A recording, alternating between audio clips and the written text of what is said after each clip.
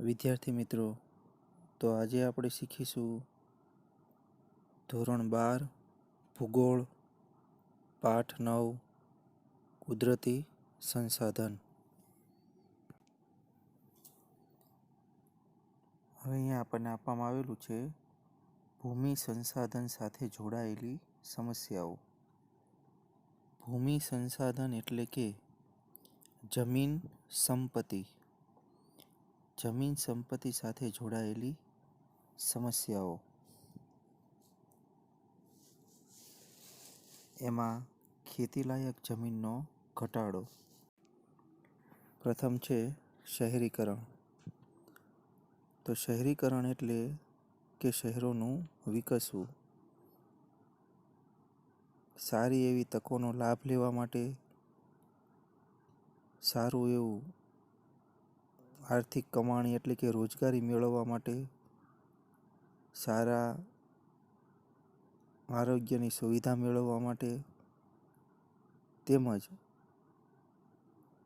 ભવિષ્યને ઉજળું બનાવવા માટે આર્થિક તકોનો લાભ લેવા માટે લોકો ગામડા તરફથી શહેર તરફ આકર્ષાય છે. તો આમ શહેરો છે તે મોટા થવા લાગ્યા છે, વિકસવા લાગ્યા છે. તો તેને આપણે શહેરીકરણ કહીએ છીએ. બીજું છે ઔદ્યોગિકીકરણ. એટલે કે દિવસે દિવસે નવી નવી ટેકનોલોજીઓની શોધ થઈ રહી છે. એટલે કે ઉદ્યોગોનો વિકાસ થઈ રહ્યો છે. સડક માર્ગો અને રેલ માર્ગો વગેરેના પરિણામે ખેતીલાયક જમીનમાં ખૂબ જ ઘટાડો નોંધાયો છે. તો આમ શહેરીકરણ, ઔદ્યોગિકીકરણ, સડક માર્ગો અને રેલ માર્ગો વગેરેને પરિણામે ખેતીલાયક જમીન છે તે ખૂબ જ ઘટવા માંડી છે. બીજું છે અતિ સિંચાઈથી ક્ષારીકરણ. તો સિંચાઈના સાધનો વધતા ત્રણેય સિઝનના પાક લેવાય છે. ટપક સિંચાઈ પદ્ધતિ, કૂવામાંથી બોર દ્વારા પાણી બહાર ખેંચવાની પદ્ધતિ, તો અવનવી પદ્ધતિઓનો વિકાસ થતાં સિંચાઈના સાધનો વધતા ત્રણેય સિઝનના પાક લેવાય છે. પરિણામે સિંચાઈનો વધુ પડતો ઉપયોગ થવાથી જમીનની નીચેનો ક્ષાર છે તેની ઘનતા ઓછી હોવાથી ઉપર આવે છે અને જમીનની ક્ષાર વધવા માંડી છે. તો આમ અતિ સિંચાઈથી ક્ષારીકરણ થવાથી પણ જમીન સંપત્તિની સમસ્યાઓ વધુ જોવા મળે છે. હવે પછીનો મુદ્દો છે જમીનનું ધોવાણ. તો જમીનનું ધોવાણ છે તો પેલું, જમીનનું ધોવાણ એટલે શું? તો જમીનનું ધોવાણ એટલે જમીનના કણોનું ગતિશીલ હવા કે પાણી દ્વારા એક સ્થળેથી બીજા સ્થળે સ્થળાંતરિત થવું. જમીનના કણો છે તે હવા દ્વારા કે પાણી દ્વારા એક સ્થળેથી બીજા સ્થળે જાય છે. અન્ય રીતે કહીએ તો ઉપલા જમીન કણોનું ઝડપથી કુદરતી બળો દ્વારા અન્યત્ર સ્થળાંતર થઈ જાય છે. તેની ઉપરનું પડ બનતા વર્ષો લાગ્યા હોય છે. તેના જમીન કણો ભારે વરસાદ કે તોફાની પવનોથી થોડા દિવસોમાં ખેંચાઈ જાય તો ખેત ઉત્પાદન ઘટે છે. આ પડની જાળવણી ખેતી માટે અત્યંત જરૂરી છે, જેથી જમીનનું ધોવાણ અટકાવવું જોઈએ. જમીનનું ઉપલું પડ ક્ષારયુક્ત થવાથી જળ સંગ્રહ શક્તિ ઘટી ગઈ છે. પરિણામે વધુ વરસાદ પડતા જમીનનું ધોવાણ થાય છે. નદીના ઉપરવાસમાં જંગલનું પ્રમાણ ઘટતા સ્ત્રાવ ક્ષેત્રોમાં જળ પ્રવાહ ઝડપી બન્યો છે. સ્ત્રાવ એટલે કે જે જગ્યાએથી પાણી વહેતું હોય તે ક્ષેત્રને સ્ત્રાવ ક્ષેત્ર કહે છે. એટલે સ્ત્રાવ ક્ષેત્રમાં જળ પ્રવાહ ઝડપી બન્યો છે. આથી નીચાણવાસમાં પૂરની સ્થિતિ સર્જાય છે. તેથી જમીનનું ધોવાણ થાય છે અને ભૂમિ સંસાધનને નુકસાન પહોંચાડે છે. તો તે માટે જમીન ધોવાણ અટકાવવા અંગેના ઉપાયો પણ પ્રયોજવા જોઈએ. હવે પછીની સમસ્યા છે નિર્વનીકરણ. આપણે જોયું કે ઝડપથી શહેરોનો વિકાસ થઈ રહ્યો છે. ઝડપથી ઉદ્યોગોનો વિકાસ થઈ રહ્યો છે. તેની સાથે સાથે સડક માર્ગો અને રેલ માર્ગોનો પણ વિકાસ થઈ રહ્યો છે. તો વન પ્રદેશમાં વિમાની મથકો, ખેતીને પ્રોત્સાહન, પ્રદૂષણ વગેરે કારણોસર વન વિસ્તારો ઘટી રહ્યા છે.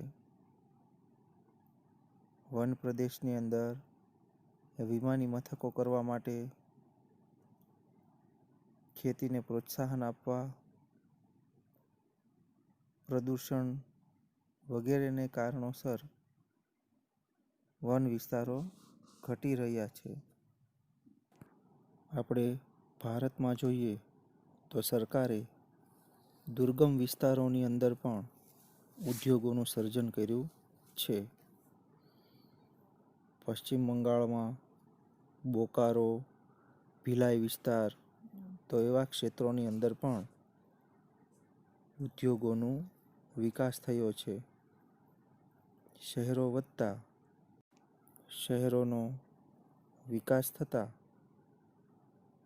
ભૂમિ સંસાધન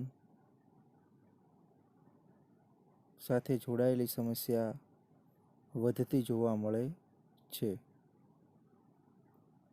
અહીંયા નિર્વનીકરણ એટલે કે જંગલો દિવસે દિવસે કપાતા જાય છે. વનીકરણની પ્રક્રિયા એટલે કે વનોનો વિકાસ થવો. તો એવી પ્રક્રિયા કરવામાં આવતી નથી, જેથી કરીને જમીન સંપત્તિને નુકસાન થવા પામ્યું છે અને જમીન સંપત્તિમાં સમસ્યાઓમાં વધારો જોવા મળે છે. હવે પછીની સમસ્યા છે ઝૂમ ખેતી. તો ઝૂમ ખેતી એટલે શું? તો આજે પણ કેટલાક પ્રદેશોમાં જંગલ કાપીને ખેતીલાયક જમીન તૈયાર કરવામાં આવે છે. જંગલોમાં વૃક્ષોને કાપીને ડાળીઓ તથા પાન સળગાવીને જમીન સાફ કરી ખેતી કરવામાં આવે છે. જે 2 કે 3 વર્ષ બાદ જમીનની ફળદ્રુપતા ઘટી જતાં તે વિસ્તારને છોડી લોકો બીજા વિસ્તારમાં સ્થળાંતરિત થઈ જાય છે.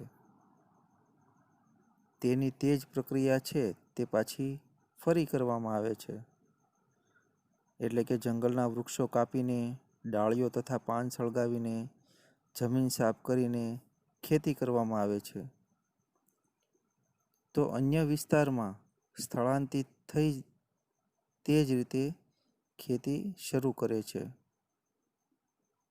એમ 2-3 વર્ષ ખેતી કરી તેમાંથી સારો એવો પાક લઈ જમીનની ફળદ્રુપતા ઘટે એટલે તે જમીન છોડી દેવામાં આવે છે. તો તેને આપણે ઝૂમ ખેતી અથવા સ્થળાંતરિત ખેતી એવું કહીએ છીએ.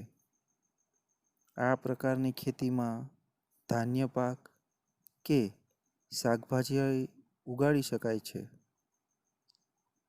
પરંતુ આ ખેતીમાં ઉત્પાદન ખૂબ ઓછું થાય છે. જમીનની ઉત્પાદકતા ઘટતા નવા સ્થાન પર વૃક્ષો કાપીને ખેતી કરવામાં આવે છે, જે જમીન સંપત્તિની સમસ્યામાં વધારો કરે છે. તો સઘન ખેતી છે એ પણ ભૂમિ સંસાધનની સમસ્યાનો એક ભાગ બની રહ્યો છે. ખેતી માટે સિંચાઈ, મૂડીરોકાણ, આધુનિક યંત્રોની સગવડ હોય ત્યાં ત્રણેય સિઝનના પાક લેવામાં આવે છે. પરિણામે જમીનની ફળદ્રુપતા ઘટતી જાય છે. હવે અહીંયા સઘન ખેતી એટલે જ્યાં સિંચાઈની સગવડો વધી છે, ત્યાં રાસાયણિક ખાતરો, કીટનાશકો અને વિવિધ પ્રક્રિયામાં યંત્રોના વ્યાપક ઉપયોગથી ખેતીમાં યાંત્રિકીકરણ આવી ગયેલ છે. તો આ પ્રકારની ખેતી છે તે સઘન ખેતી છે. આ પ્રકારની ખેતીમાં ખાસ કરીને રોકડિયા પાકોનું વાવેતર વધુ હોય છે. આ પ્રકારની ખેતીમાં હેક્ટર દીઠ ઉત્પાદન વધુ મળતું હોવાથી ખેતીનો વાવેતર વિસ્તાર વધતો જાય છે. સઘન ખેતીને વ્યાપારી ખેતીના નામે પણ ઓળખવામાં આવે છે.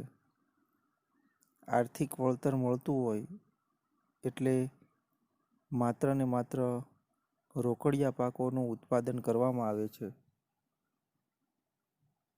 તો ખેતી માટે સિંચાઈ, મૂડીરોકાણ, આધુનિક યંત્રોની સગવડ હોય ત્યાં ત્રણેય સિઝનના પાક લેવામાં આવે છે.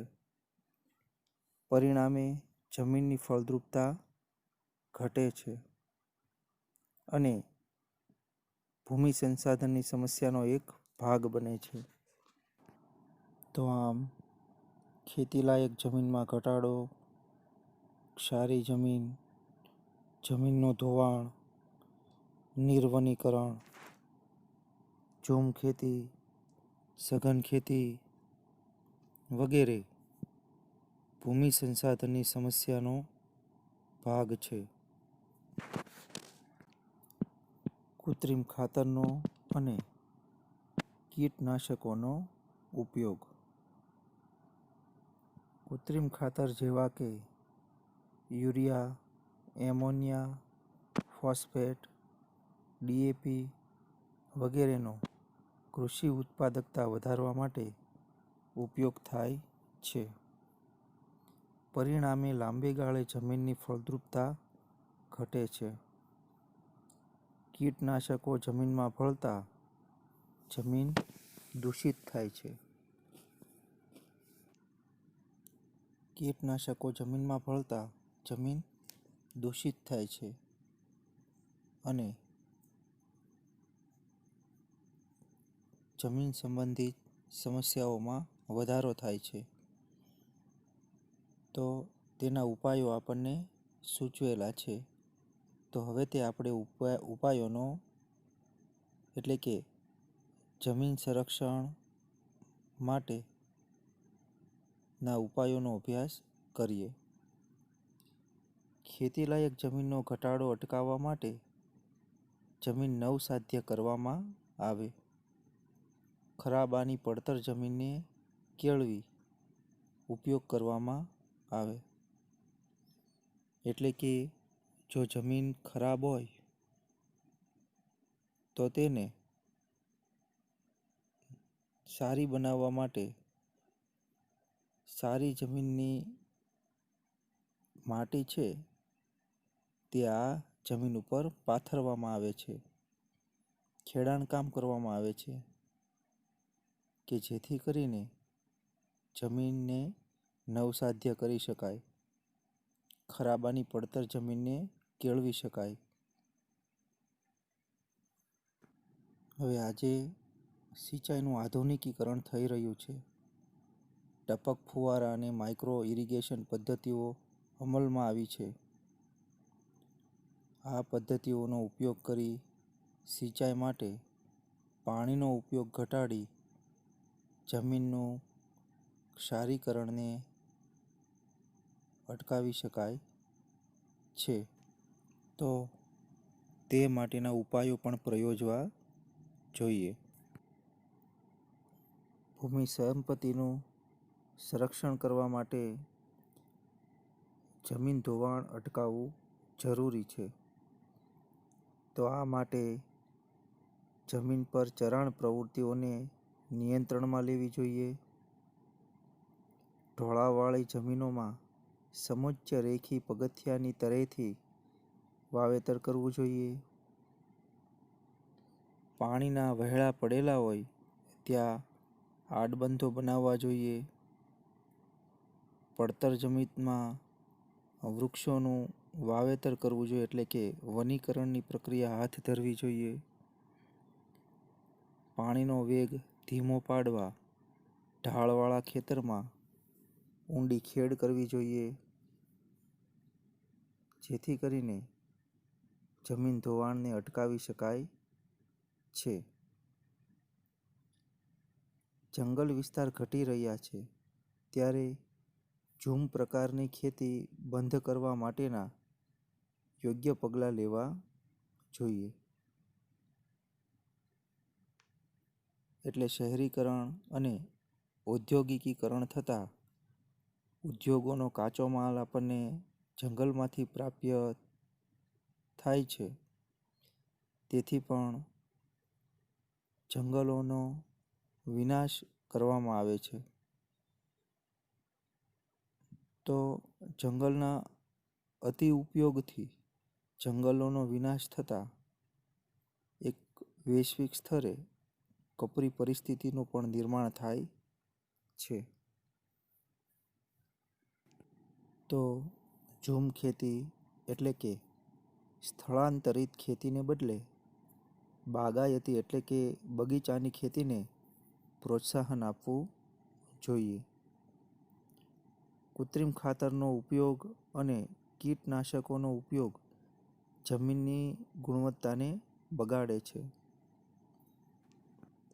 આથી ગૌમૂત્ર, જૈવિક કીટનાશકો, કુદરતી કચરો અને પશુઓના છાણનો ખાતર તરીકે ઉપયોગ કરવો જોઈએ. એટલે કે જૈવિક વસ્તુનો ઉપયોગ કરવો જોઈએ. ભૂમિ સંરક્ષણ એટલે જમીનનું ધોવાણ રોકીને જમીનની ગુણવત્તા જાળવવી જોઈએ. જમીન સંરક્ષણનો સીધો સંબંધ માટી કણોને પોતાની મૂળ જગ્યાએ જાળવી રાખવા છે. તેથી જમીન સંરક્ષણ માટે માટી કણો સ્થળાંતરિત ન થાય તેનું ધ્યાન રાખવું જોઈએ. દુનિયામાં વિવિધ જગ્યાએ જે તે સ્થાન અને સમસ્યાને અનુરૂપ ઉપાયો પ્રયોજવા જોઈએ. જંગલોના છવાવાને કારણે તેના મૂળ જમીન કણોને જકડી રાખે છે.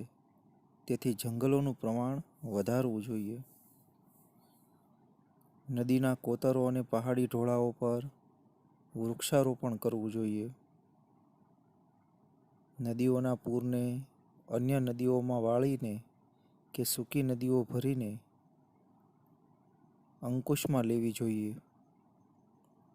રણની નજીકના ક્ષેત્રોમાં વાતા પવનોને રોકવા વૃક્ષોની હારમાળા ઉગાડવી જોઈએ, જેથી કરીને રણને આગળ વધતું અટકાવી શકાય. અનિયંત્રિત ચરાણથી પહાડોની જમીનનું સ્તર ઢીલું પડે છે. તેને પણ અટકાવવું જોઈએ. તો આમ આપણે ભૂમિ સંપત્તિને સંરક્ષણ કરવા માટે, તેની સમસ્યાઓ નિવારવા માટે આવા ઉપાયો છે તે હાથ ધરવા જોઈએ. હવે પછીનો મુદ્દો છે પશુ સંસાધન. પશુ છે એ એક સંપત્તિ છે. તો આ પશુ સંપત્તિની જાળવણી થવી જોઈએ. પશુપાલન એક માનવીના જીવનનું પાસું છે. પશુપાલનથી વ્યક્તિ છે તે આર્થિક કમાણી કરી શકે છે. પશુપાલનથી મળતી પેદાશોનો ઉપયોગ માનવી પ્રાચીન કાળથી કરતો આવ્યો છે. પશુપાલન વ્યવસાય મુખ્યત્વે દૂધ, માંસ અને ઊન વગેરે મેળવવા માટે કરવામાં આવે છે. આ ઉપરાંત પશુઓનો ઉપયોગ ખેતી માટે અને પરિવહનના સાધન તરીકે એટલે કે વાહન વ્યવહાર તરીકે કરી શકે છે. અને પ્રાચીન સમયથી તે પરિવહનના સાધન તરીકે ઉપયોગ કરતો આવ્યો છે. ડેરી ઉદ્યોગ. ભોજનમાં સૌથી વધુ ઉપયોગ દૂધ અને દૂધની બનાવટોનો છે. ડેરી ઉદ્યોગની અંતર્ગત મુખ્ય પશુ ગાય છે. યુરોપ, પૂર્વ સોવિયત સંઘ, ઉત્તર અમેરિકા, ન્યૂઝીલેન્ડ, આર્જેન્ટિના અને પૂર્વ ઓસ્ટ્રેલિયામાં ગાયને ઉછેરવામાં આવે છે. ભારતની અંદર આવેલી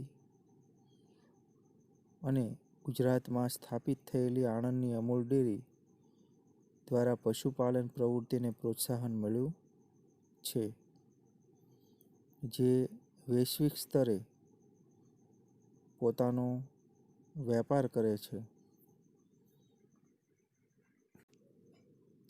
વ્યાપારિક ધોરણે ડેરી ઉદ્યોગનો વધુ વિકાસ USA, Russia, Canada, France, Netherland, Denmark, Belgium, Argentina વગેરે દેશોમાં થયો છે. અને દિન પ્રતિદિન ડેરી ઉદ્યોગનો વિકાસ વધતો જોવા મળે છે, જે પશુ સંસાધન એટલે કે પશુ સંપત્તિ સાથે જોડાયેલો છે. માંસ ઉદ્યોગ. માંસ ઉદ્યોગ શીત કટિબંધના એટલે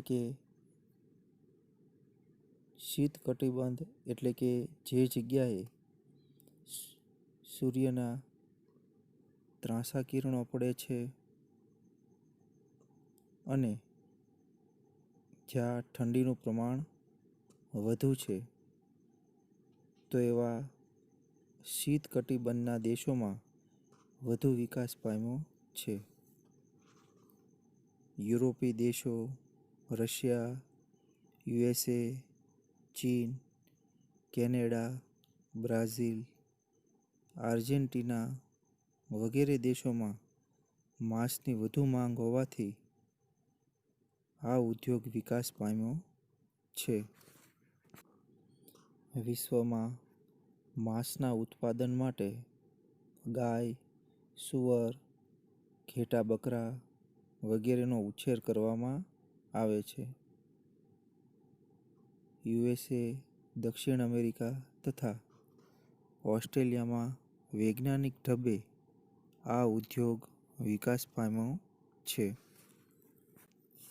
બીજું પશુ સંપત્તિ સાથે સંકળાયેલું છે ઊનનું ઉત્પાદન. વિશ્વમાં ઘેટાની સંખ્યા ઓસ્ટ્રેલિયા અને રશિયામાં સૌથી વધારે છે. વિશ્વમાં ઊનના ઉત્પાદનમાં ઓસ્ટ્રેલિયા પ્રથમ સ્થાને છે. મેરીનો ઘેટાનું ઊન ઉત્તમ પ્રકારનું છે.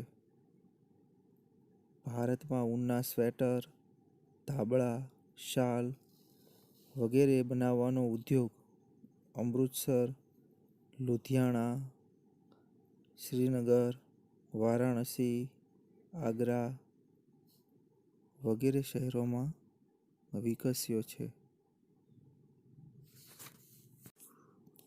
જે જગ્યાએ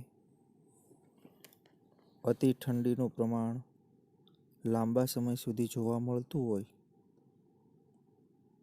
એટલે કે વર્ષના મોટા ભાગમાં ઠંડીનું પ્રમાણ જોવા મળતું હોય, ત્યાં ઊન ઉત્પાદિત સંબંધી વસ્તુનું વેચાણ વધુ થતું હોય છે. જેમાં ખાસ કરીને સ્વેટર, ધાબળા, શાલ વગેરેનું પ્રમાણ જોવા મળે છે. તો પશુ સંપત્તિ સંબંધી અમુક સમસ્યાઓ પણ રહેલી છે. ઔદ્યોગિકીકરણ એટલે કે ઉદ્યોગોનો વિકાસ અને શહેરીકીકરણ એટલે કે શહેરોનો વિકાસને કારણે પશુપાલન વ્યવસાય માટે જરૂરી ચરાણ ક્ષેત્રોનો વિસ્તાર અને ગુણવત્તામાં દિન પ્રતિદિન ઘટાડો થતો રહ્યો છે. એક બાજુ જંગલો છે તે કપાતા જાય છે. ઉદ્યોગોને કાચો માલ મેળવવા માટે જંગલોને નુકસાન પહોંચાડવામાં આવે છે. ચરાણ પ્રવૃત્તિ ઘટતી ગઈ છે. ચરણ ક્ષેત્રનો વિસ્તાર પણ ઘટતો ગયો છે. દિન પ્રતિદિન શહેરીકીકરણ અને ઔદ્યોગિકીકરણને કારણે વૈશ્વિક પર્યાવરણ સંબંધિત સમસ્યાઓ છે એમાં વધારો થતો ગયો છે. કુદરતી વાતાવરણમાં તેમજ તેની ગુણવત્તાનું સ્તર નીચું જતું જાય છે. પશુપાલન પ્રવૃત્તિમાં પશુઓની કિંમત, ઘાસચારો અને પશુ ચિકિત્સા મોંઘા બન્યા છે. જ્યારે પશુ પેદાશોનું વળતર ઓછું મળે છે. પશુપાલન વ્યવસાયમાં જોઈએ તેટલું આધુનિકીકરણ થયું નથી. પશુપાલકો વ્યાપારિક ધોરણે રોકાણ કરી વધુ આવક મેળવી શકે એ સ્થિતિમાં નથી. તો આવી રીતે પશુ સંપત્તિની સમસ્યાઓ છે તે જોવા મળે છે. પશુ સંબંધિત સમસ્યાઓના ઉકેલ હવે આપણે જોઈએ. તો તે માટે સરકારે આગળ આવીને સરકાર દ્વારા પશુપાલકોને ખાસ પ્રોત્સાહનો આપવા જોઈએ. પશુપાલન વિકસે તે માટે સરકારે નવી નવી યોજનાઓ બહાર પાડવી જોઈએ. પશુપાલન માટે ખાસ વિસ્તારો જાહેર કરવા જોઈએ. જે જગ્યાએ જંગલોને નુકસાન થતું હોય તો તેવા જંગલોને પ્રતિબંધિત બનાવવા જોઈએ કે જેમાંથી કોઈ જંગલને નુકસાન ન પહોંચાડી શકે અને પશુચરાણ તેમાં શક્ય બનાવી શકાય અને પશુપાલનનો વિકાસ કરી શકાય. પશુઓની ખરીદી માટે તથા ઉછેર માટે તબેલા કે ગમાણના નિર્માણ માટે આર્થિક સહાય આપવી જોઈએ. પશુ સંપત્તિ આધારિત ઉદ્યોગોને કરવેરાની ખાસ છૂટછાટો કે ઓછા દરે ધિરાણની સુવિધા આપવી જોઈએ. તો સરકારના પ્રોત્સાહિક પગલાં દ્વારા અને પશુ પ્રત્યેની જનજાગૃતિ દ્વારા પશુ વ્યવસાયમાં વધારો કરી શકાય છે અને પશુ સંપત્તિ સંબંધિત સમસ્યાઓ નિવારી શકાય છે.